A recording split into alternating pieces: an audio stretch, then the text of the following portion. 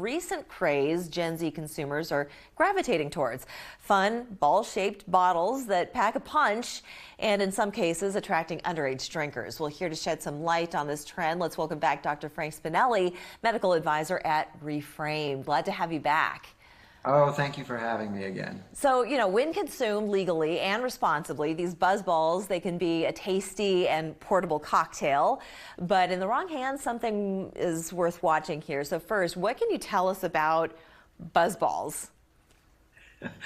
Well, other than it has a very catchy, funny title, it really does, as you say, packs a punch. It's a spherical alcoholic beverage with high concentration of alcohol. It's colorful, so it's really marketing for a younger generation, which can be very misleading because not only is it colorful, but they tend to be fruity. And the problem with consuming beverages that have high alcohol content and are fruity, you really can't gauge when you're becoming overly intoxicated. And so that's the danger.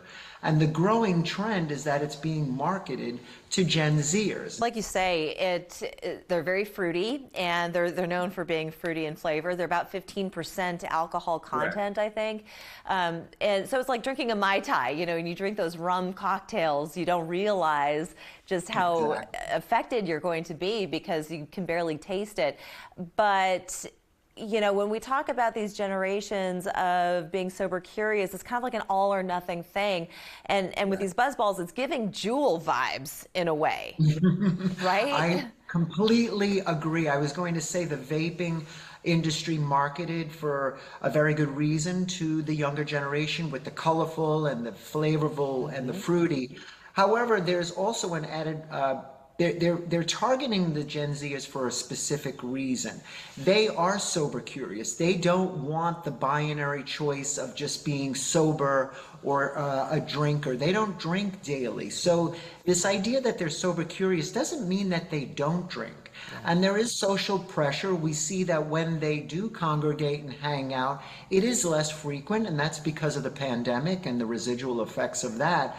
But these high potency, low friction products can be quite dangerous if you down them, which is what I meant by intensity. Sure. They're binging and drinking these at once, and as you said, 15% alcohol, that packs quite a punch. What are the risks of binge behavior?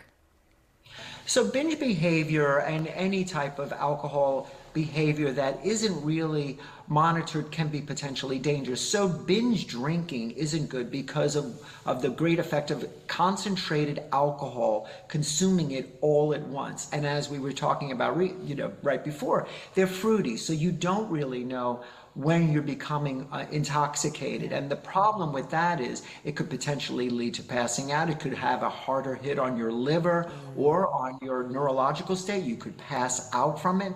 And again, we don't want anything that's going to pack that high intensity insult. And again, BuzzBallz aren't over there. They're also looking at other concentrations. I think there's a new product called Boulder, which packs an even higher concentration of alcohol that's equivalent to like 25 beers. Oh, wow. So I think this trend is really concerning. We should be obviously educating Gen Zers. That's right. And we only have about 20 seconds left, but how can an app like Reframe help? Well, this really addresses the binary. Gen Zers don't want this typical stigma associated with AA, which is typically good for a lot of people, but it is abstinence only. At Reframe, we really educate people on choices. So whether you're mindfully moderating or you want to abstain completely or you're sober curious, we provide neuroscience to really help you with the tools you need to make better informed decisions. Dr. Spinelli, thank you so much for shedding light on this. It's been a pleasure to talk with you. Pleasure is mine. Thank you. We'll be back after this.